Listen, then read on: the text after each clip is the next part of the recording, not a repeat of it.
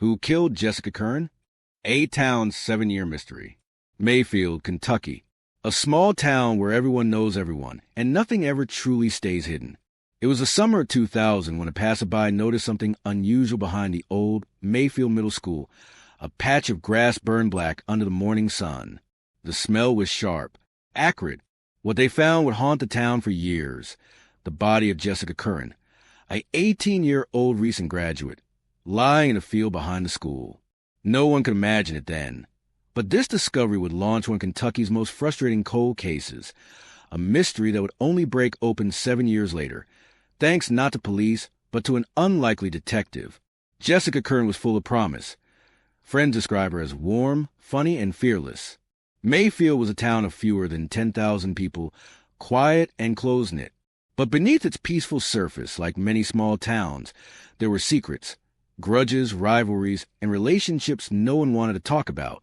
That July, Jessica vanished after a night out with friends.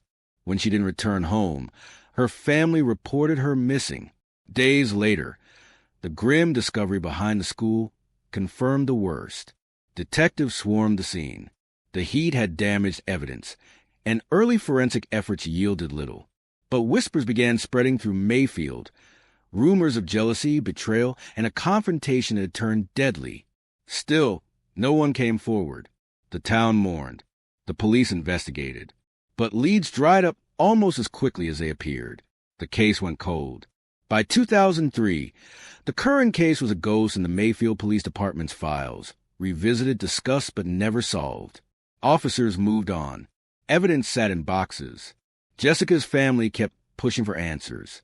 But Mayfield had fallen quiet again, until 2006, when a new face appeared in town. Her name was Barbara Weekly Jones, a former Army investigator turned schoolteacher.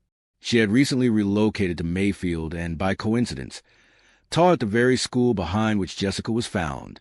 She heard the story one afternoon from a coworker, and something about it wouldn't let her go. What kind of town lets a young woman's killer walk free for 7 years? Barbara decided to find out. Without a badge, authority, or resources, Barbara began digging.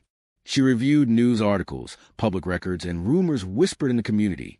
Then she started talking to students, locals, even people who'd left town.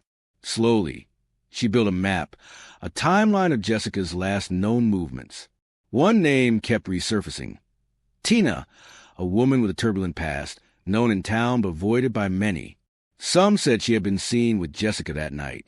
Others claimed she knew more than she admitted. Barbara approached her cautiously, posing as a friend. Over months, she built trust, listening more than talking.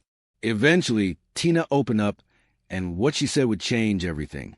She described a night gone wrong, a confrontation, a beating, and then the unthinkable. But Tina wasn't the killer.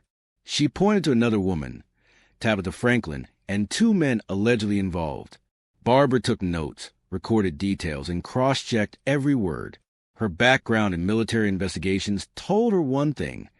This story matched too many facts to be a coincidence. It was time to take it to the police. Barbara contacted the Mayfield Police Department and then the Kentucky State Police, presenting a detailed account of what she'd uncovered. At first, they were skeptical. Civilians didn't solve murders, at least not usually, but her information was precise. Dates, locations, people, even a description of where evidence might still be found. Officers reopened the case in early 2007. They re-interviewed witnesses. They brought Tina in. This time, she gave a recorded confession naming Tabitha Franklin and 2 accomplices, men named Jeffrey and Jonathan, as being involved in Jessica's death. Under pressure, more people started talking. The story painted a brutal scene. Jessica had been attacked after an argument turned violent.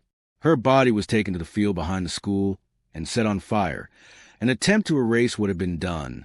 DNA evidence, witness statements, and new forensic testing finally aligned with Barbara's findings. After 7 long years, arrests were made. In 2008, Tabitha Franklin, Jeffrey Burton, and Jonathan Goforth were charged in connection with Jessica Currin's murder. During the trials, prosecutors detailed a web of jealousy and rage that spiraled out of control that night in July 2000. Witnesses testified about confessions overheard, about fear, and about guilt that lingered for years. Tina, the woman who had confided in Barbara, testified in exchange for a lighter sentence. Her testimony became the key that unlocked justice. Each of the accused faced their verdicts, and for the first time in years, the Currin family could breathe again. In interviews, Jessica's mother said it was a relief she felt, but peace, the kind that comes when truth finally surfaces after being buried for too long. Barbara Weekly Jones never called herself a hero, but to the people of Mayfield, she was more than that. A schoolteacher with a soldier's discipline and a mother's determination, she refused to let Jessica's story fade. Her persistence forced a cold case into the light and showed that sometimes the line between citizen and detective is only drawn by courage. The Kentucky State Police later acknowledged that without Barbara's involvement, the case might never have been solved. In interviews, she often said she simply wanted Jessica's family to have answers, to close the door that had stayed open too long.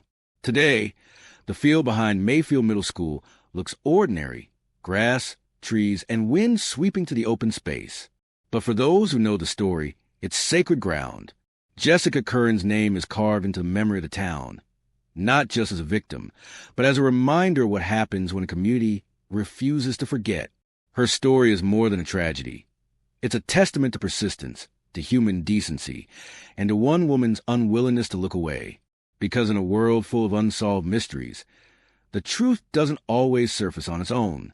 Sometimes it needs someone brave enough to dig it out.